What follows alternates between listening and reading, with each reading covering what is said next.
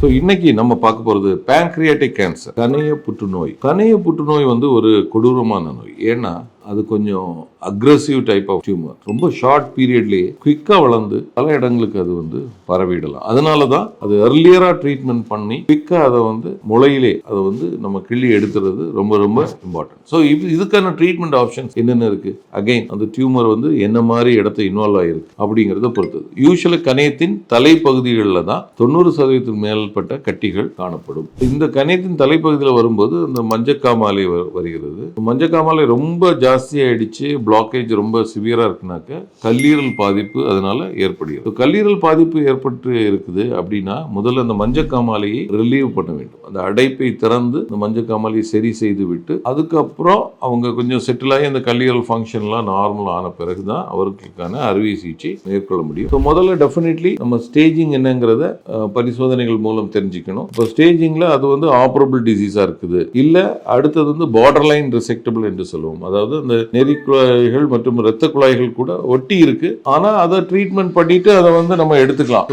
அப்படி இருக்குது. இல்ல அன்ரெசெக்டபிள், அதாவது நெறி குழாய்கள் இரத்த குழாய்கள் கிரிட்டிக்கலா இருக்கக்கூடிய இரத்த குழாய்களோட சேர்ந்து ஒட்டி இருக்கு, அதை எடுக்க முடியாது. அப்படிப்பட்ட நிலைமையில இந்த மாதிரி 3 ஸ்டேஜ்ல தான் பிரிப்போம். இப்போ ஆப்பரபிள் டிசீஸ்னா அவங்களுக்கு டைரக்டா நம்ம வந்து லிவர் ஃபங்க்ஷன்லாம் நல்லா இருக்கு அப்படின்னாக்க அவங்களுக்கு வெப்பிள்ஸ் ஆபரேஷன் என்ற செயல்முறையை வந்து செய்ய வேண்டும். அந்த வெப்பிள்ஸ் ஆபரேஷன் என்றால் என்ன? அதாவது நம்ம உடம்புலே இருக்கக்கூடிய ஒரு காம்ப்ளெக்ஸ் ஜங்ஷன் தான் வந்து இந்த பேங்க்ரியாட்டிகோ பிலியரி யூனியன் என்று சொல்லுவோம். இந்த பித்தக்குடலும் கணைய நாளமும் சேர்ந்து கணையத்தின் தலையில ஒன்றாக ஜாயிண்ட் ஆகி அது வந்து இந்த சிறுகுடல் டியோடினம் என்கிற குடல்ல வந்து திறக்கும். அதான் ஆம்புலா என்று சொல்லுவோம். ஸோ இந்த இடத்துல பார்த்தீங்கன்னாக்க நம்ம குடல் ஜங்ஷன் இருக்கு, கணையத்தோட தலைப்பகுதி இருக்குது, பித்த குடல் இருக்கிறது, கணைய குடல் இருக்கிறது. அதுக்கு நேர அடியில தான் இந்த போர்ட்டல் வெயின் என்று குடல்ல இருந்து பிளட்டை கொண்டு போக இரத்த குழாய்கள் இருக்கு. அதுக்கு பக்கத்துல தான் வந்து சுப்பீரியர் மெசென்ட்ரிக் ஆர்டரி என்கிற குடலுக்கு அனைத்து ரத்தத்தையும் கொண்டு வரக்கூடிய ஒரு இரத்த குழாய் இருக்கு. இந்த மாதிரி ஒரு கிரிட்டிக்கல் ஏரியா தான் வந்து இந்த பேங்க்ரியாட்டிக் ஹெட். இந்த பேங்க்ரியாட்டிக் ஹெட் நம்ம ஒரு காம்ப்ளெக்ஸா, அதாவது இறப்பை,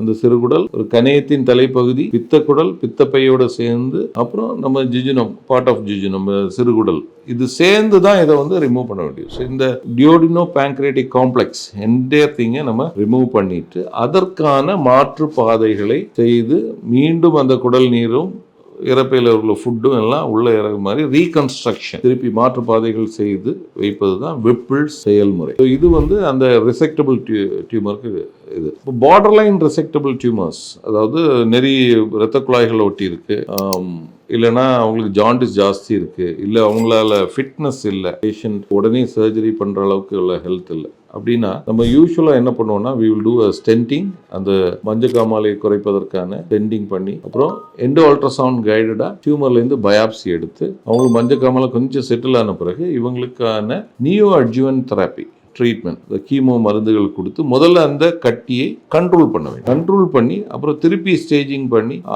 அந்த கட்டி கண்ட்ரோல் ஆன பிறகு மீண்டும் நம்ம அறுவை சிகிச்சை செய்து அந்த நரம்போடு சேர்த்தோ இல்லை அந்த விப்பிள் செயல்முறை செய்தோ இதை அகற்றி விடலாம். Unresectable tumours then we go for palliative treatment options. So அதில் வந்து செவரல் ஆப்ஷன்ஸ் இருக்குது.